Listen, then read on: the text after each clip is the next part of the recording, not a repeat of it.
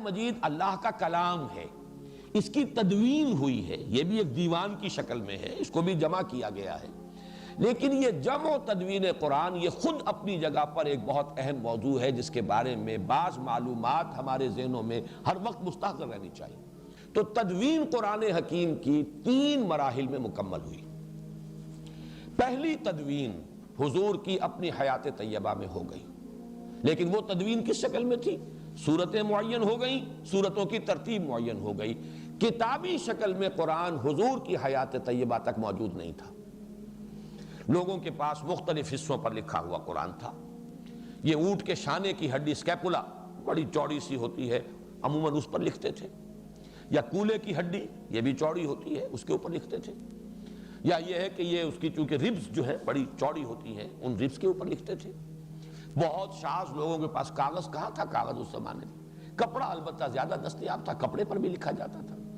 اس طریقے سے پتھروں پر لکھتے تھے، چھوٹے چھوٹے پتھروں پر بھی آیتیں لکھ لیتے تھے۔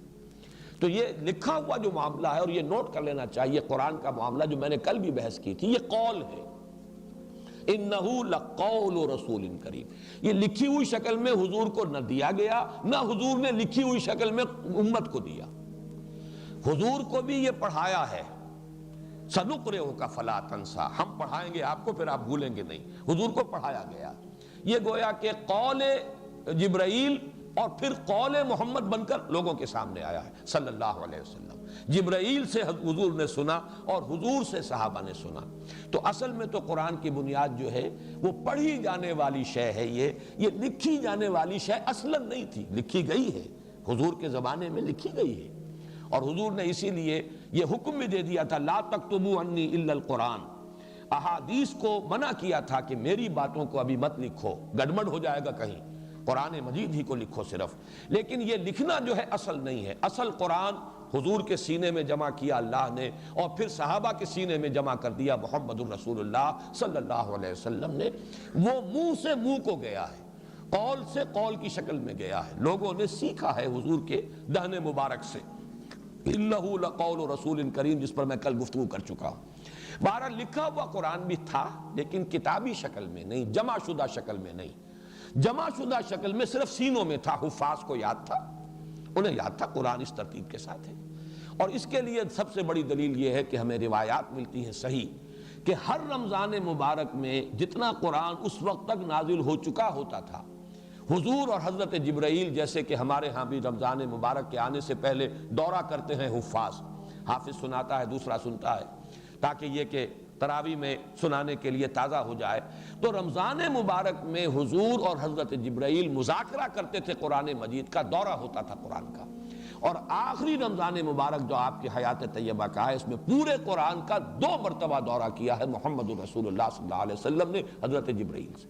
تو ظاہر بات ہے ترتیب تو تھی، تدوین ہو چکی تھی، لیکن وہ کتابی شکل میں نہیں تھی، وہ سینوں کے اندر محفوظ تھی ترتیب۔ ویسے لکھی ہوئی مختلف صورتیں، مختلف آیتیں لوگوں کے پاس مختلف چیزوں پر موجود تھیں۔ اس معنی میں جہاں تک حافظے میں اور سینے میں مدون ہو جانا ہے قرآن کا، وہ تو نبی اکرم صلی اللہ علیہ وسلم کی حیات طیبہ کے دوران مکمل ہو گیا۔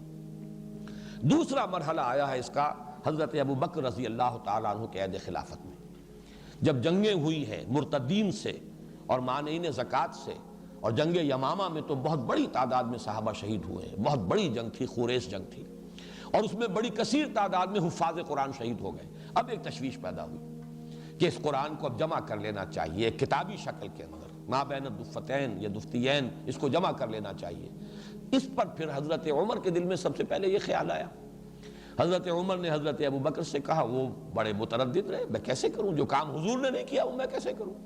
لیکن حضرت عمر اس پر اصرار کرتے رہے، تو پھر رفتہ رفتہ ان کا حضرت ابوبکر کا بھی سینہ کھل گیا۔ انہوں نے فرمایا کہ ہاں اب تمہاری اس بات کے لیے میرا سینہ کھل گیا ہے، اللہ نے میرے سینے کو کشادہ کر دیا۔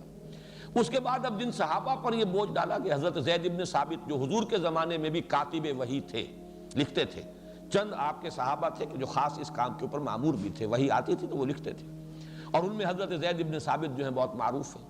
جب ان سے حضرت ابوبکر نے فرمایا کہ اب تم یہ کام کرو، اور ان کے ساتھ کچھ اور صحابہ کو ایک کمیٹی کی شکل دی، تو وہ بھی پہلے بہت متردد رہے، ان کی دلیل بھی یہ تھی جو کام حضور نے نہیں کیا میں کیسے کروں، اور نمبر دو یہ کہ یہ تو پہاڑ جیسی ذمہ داری ہے میں کیسے اٹھاؤں۔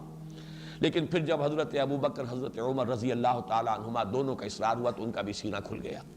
پھر اس کو پھر اب صحابہ کرام سے جس کے پاس جو بھی لکھی ہوئی شکل میں تھیں ان سے لے کر، اور پھر یہ کہ مختلف شہادتیں اور حفاظ کی مدد سے اب اس کو ایک کتاب کی شکل میں مرتب کر لیا گیا حضرت ابو بکر کے زمانے میں۔